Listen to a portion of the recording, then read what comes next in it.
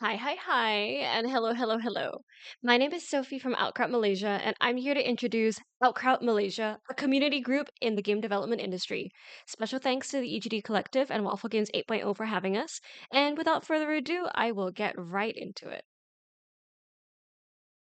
So, hi, hello, he and who. What is OutCrowd Malaysia? It is a grassroots community for underrepresented folks in the Malaysian games industry based out of the Klang Valley area in Malaysia. The community was established in 2019 and has been going strong since then. We seek to provide a safe space where people can gather and support each other to not only survive, but to also thrive. In this industry that is fun and exciting, but at times a place where support can be truly appreciated. We value the health and well being of game developers and believe that diversity and inclusivity will help the local games industry flourish. And of course, this also means diversity in developers. That means production staff members, support team members, creators, and consumers are also included when we talk about like the games industry. And this goes all across race, gender, age, job position, and more. In fact, the majority of OutCrowd's recent participants are actually students, but we have actually been getting a lot more mid-career people who want to like learn more and also learn about the community. So it's been really great overall. So OutCrowd Malaysia, who are we, right? OutCrowd is run by a passionate group of individuals from across the games ecosystem, from industry, nonprofit, and academia. It is currently championed by the council. The council has four members: Priya, Sophie, that's me, Liing, and Yingying. So you can kind of see us. We're there posing in front of the tofu shop. It's a local place here.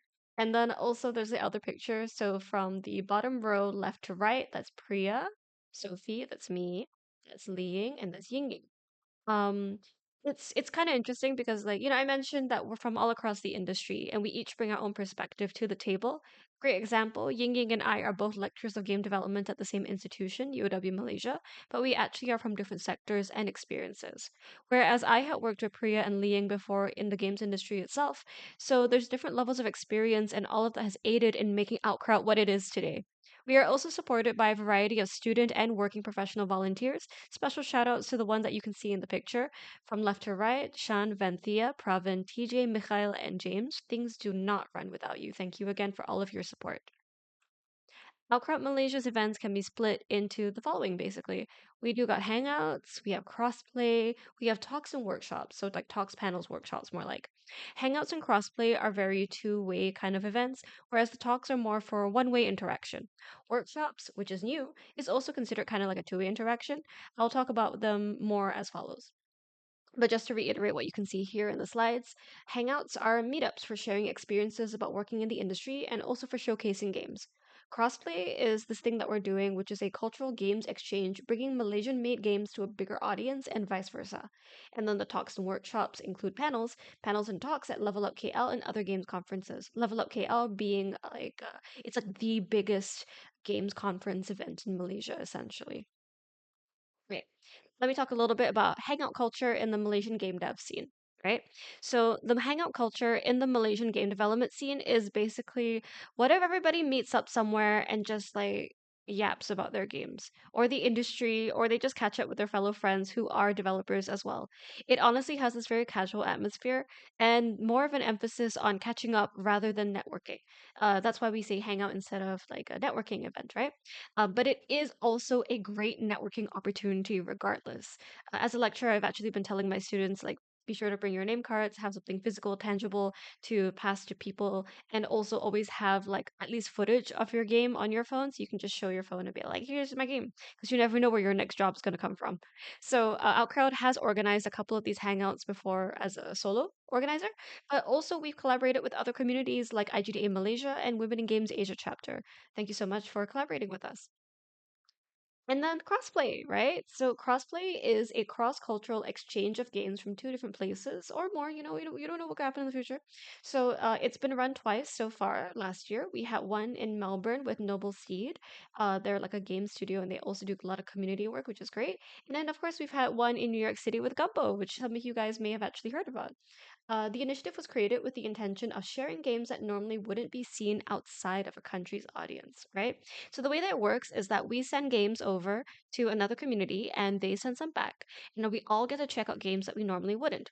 Online platforms like Steam, itch.io, these are all fantastic storefronts. But in terms of discovery, they're extremely saturated.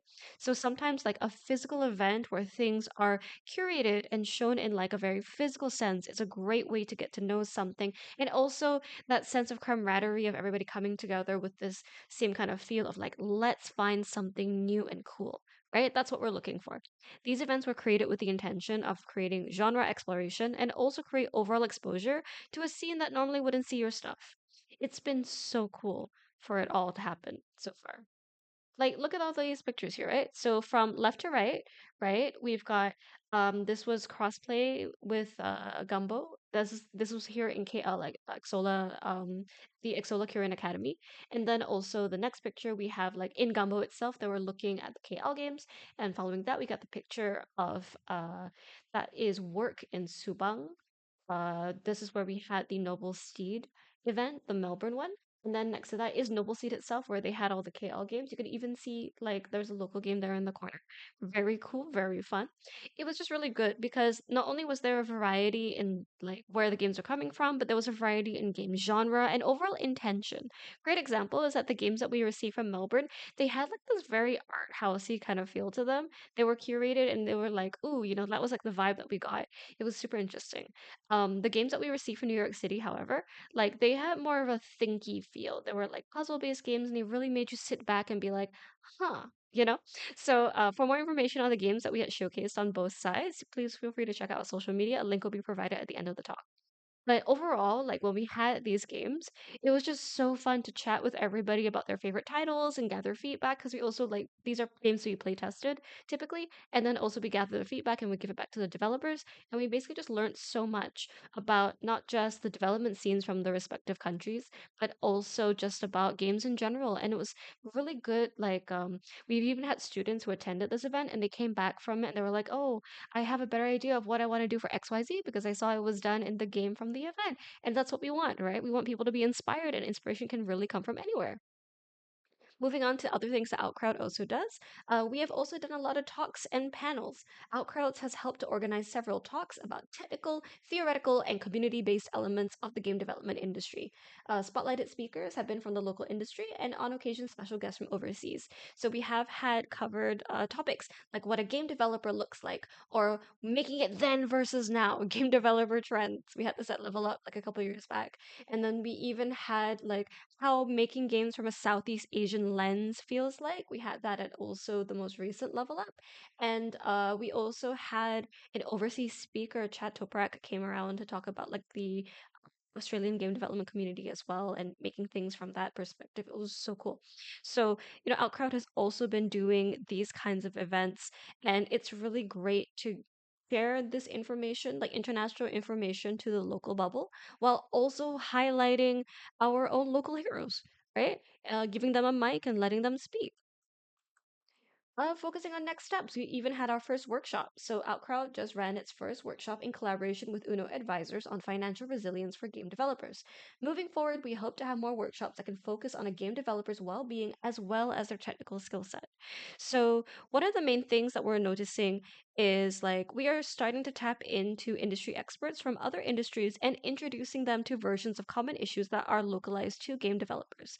A common concern is that some of the advice that we find online, it isn't localized to a game developer's workload and lifestyle. And even if it isn't localized to how it is for Malaysians. So we are trying to find ways to bridge that through workshops and more. And we want to help, let's see, we're helping the career, so we're helping the hands. And then we help the hands, we help the wallet, make sure everybody's got money to stay alive. And then they stay alive, yeah, we help the mind and we help the spirit. It's very that. It's very cool. In closing, what makes up OutCrowd Malaysia? So I broke it down into three key points here.